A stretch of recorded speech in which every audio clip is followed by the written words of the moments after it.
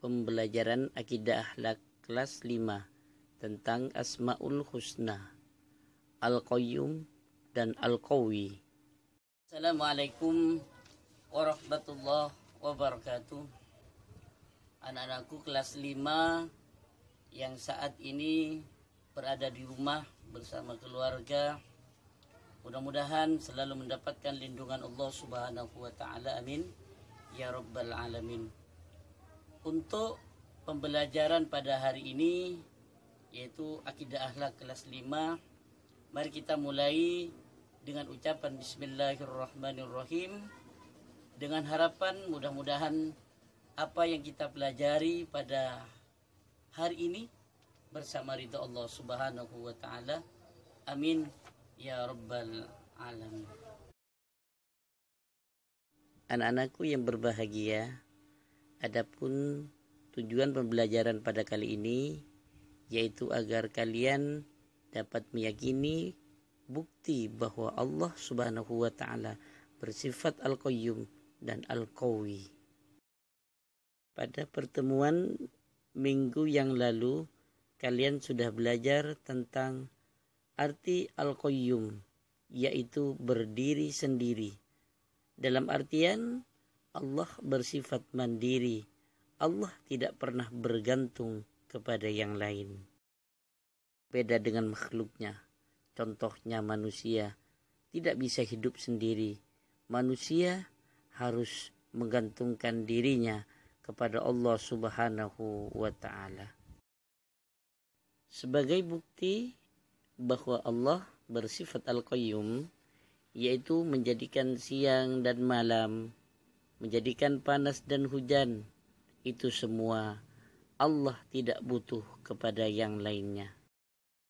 Ketika Allah Subhanahu wa ta'ala menginginkan alam semesta ini siang, Allah tidak butuh kepada yang lain.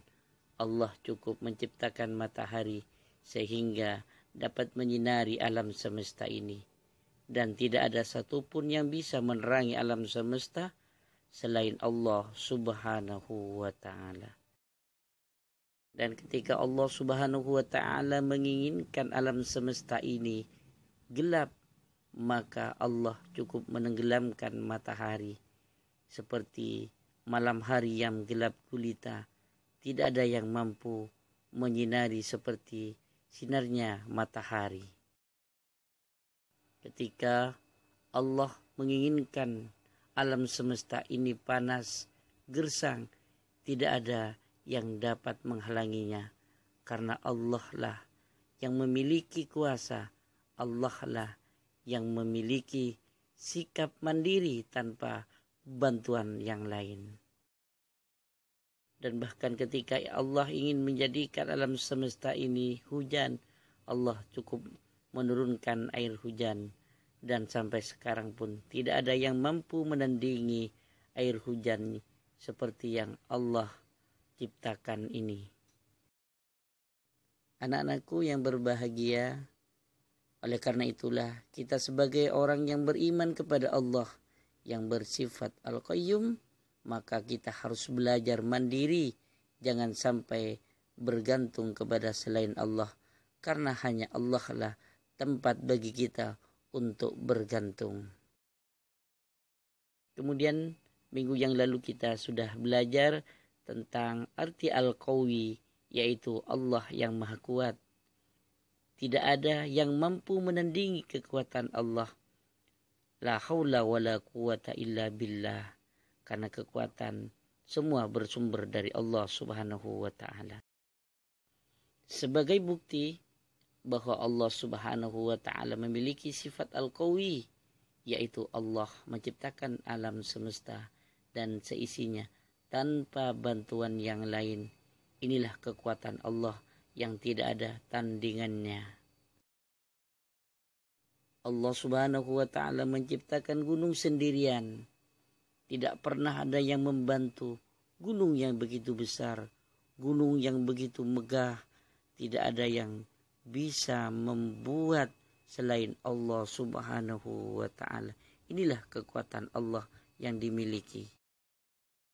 Dan juga Allah menciptakan laut yang sangat luas sendirian tanpa bantuan siapapun.